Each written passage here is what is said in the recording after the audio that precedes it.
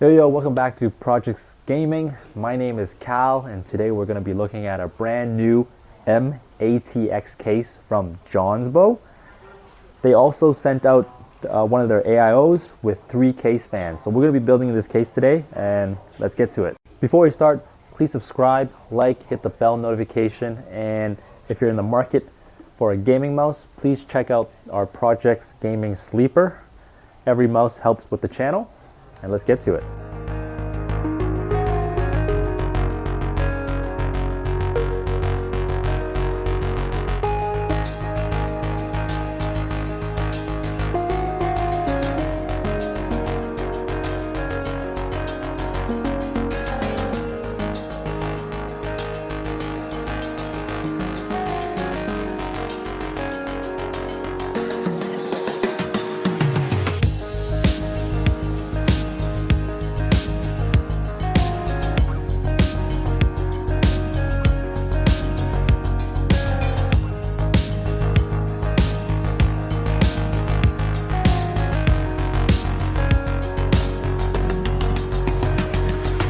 Alright, so let's look at the accessory kit.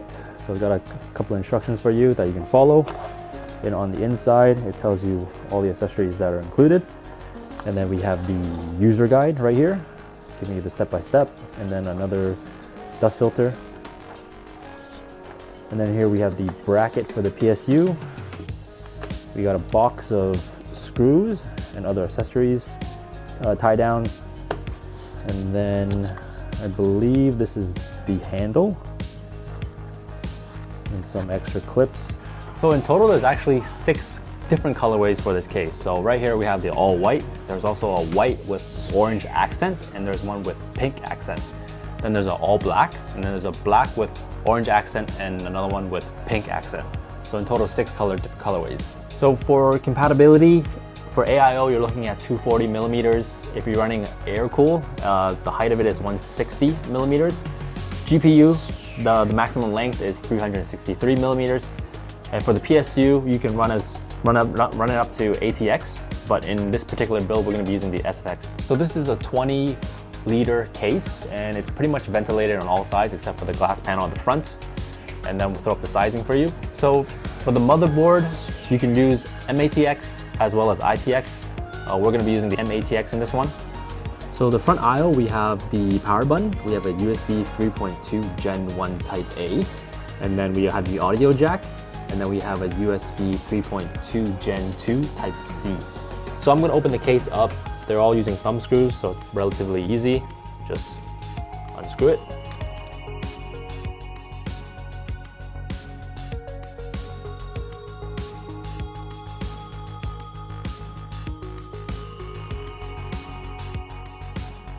So we're taking off the front cover here.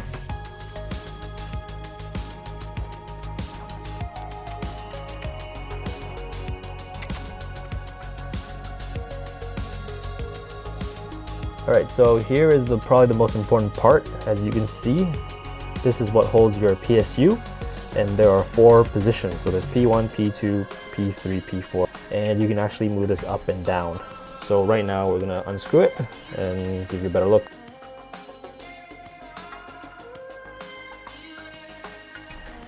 So you can actually, as you can see here, you can push it down and basically pick a slot that you like. And to take it out, you basically unscrew this.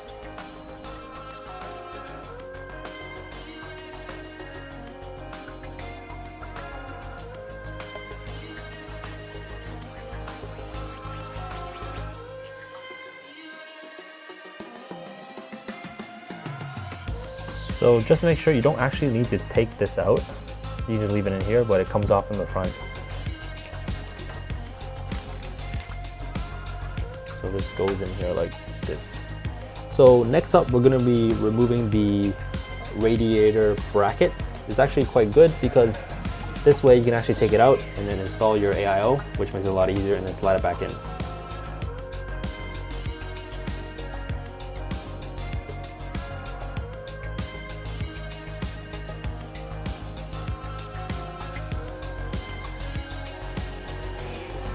And then after you do that, it should just slide out. install it and then slide it back in. So let's talk about the dust filters. So you have one on the front, they're all magnetic. Then you have one on the top, then you have one on the bottom. And then you actually have one more because this one comes in the accessory kit on the back. So you're pretty much all covered except for the back side right here. So there's no dust filter on this side. For hard drive support for the 2.5-inch SSD mounting slots, you have one right here, and then you have one behind the PSU. And if you're looking at HDD 3.5, you have a mounting position of here, this direction, or this direction. So for routing and zip ties, as you can see, it's got 3 included here. It's got a chamber for you to run cables, a lot of slots to route them through, and then on the back bottom, you have more of these tie downs, 4 on the bottom to help you cable manage. All right, we've basically taken everything apart and kind of gave you a first look at everything. So now let's get to building. All right, so for the motherboard, we're gonna be using the ASUS Prime B760M-A Wi-Fi.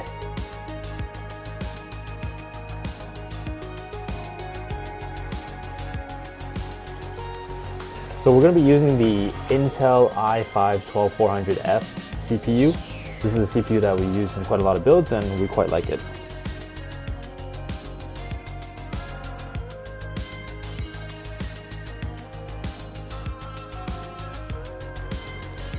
So we're going to be using Jonsbo AIO.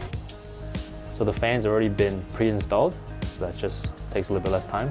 So in the box, it also comes with 2 bags of accessories. This is just mounting stuff, and the thermal paste.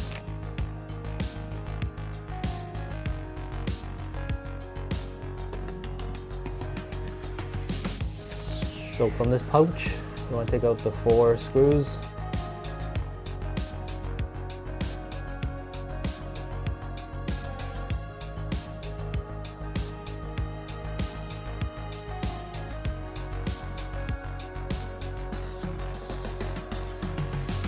Right, from this pouch, we gotta get the 2 Intel brackets. So it should be these 2 right here. And then on the pump, just gotta slide this in. And then on the other side as well.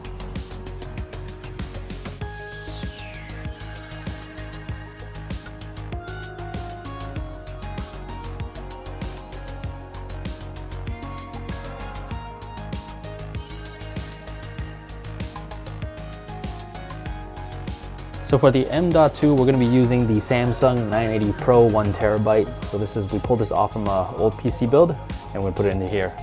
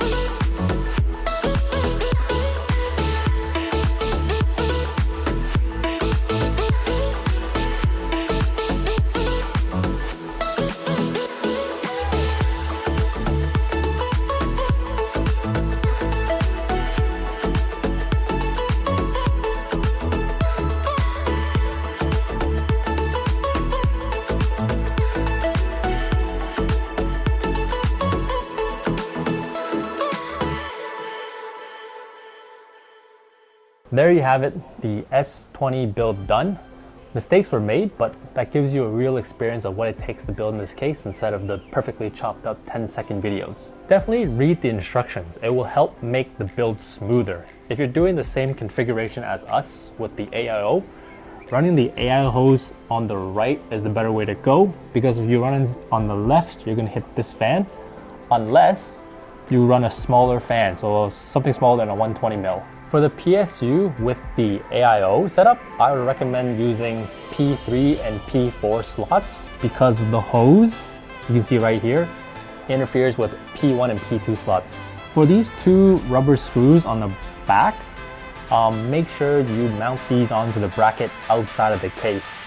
Don't do what I did, was try to screw it on to the case directly, because this piece right here makes it very difficult. I think this is case specific, but these two screws right here for the GPU bracket, they're extremely hard to remove.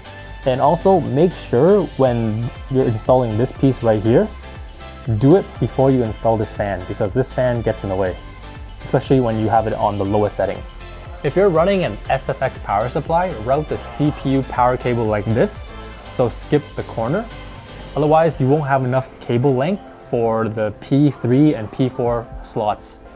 So this won't be an issue if you're running an ATX power supply. It's only if you're running an SFX.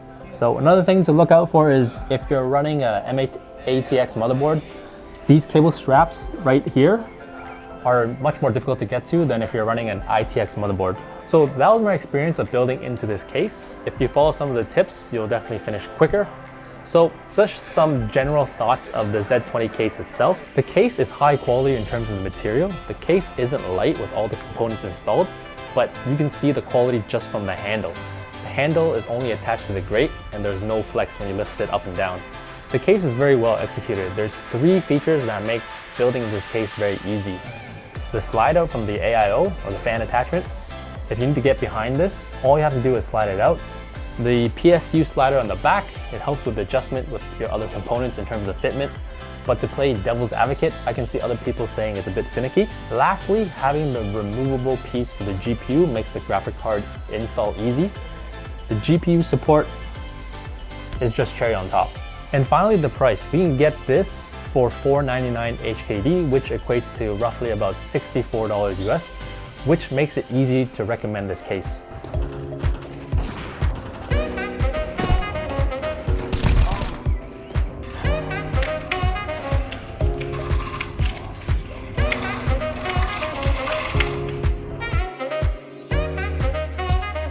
So let's look at some Cinebench scores. So for the GPU, we got 8,304 points. For CPU multi-core, we got 577 points. And then for CPU single core, we got 92 points. And then we have an MP ratio of 6.25. Okay, so we're looking at idle. The temps are 47 GPU. And then we can look at the CPU. It's about 38. Pretty good.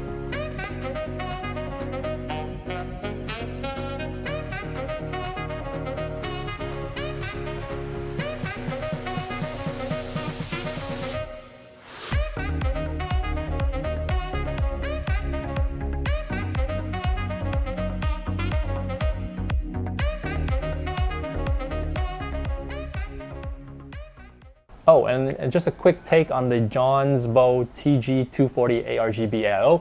It works as intended. The fans come pre-installed, so it saves you one step in the build, and that's a wrap.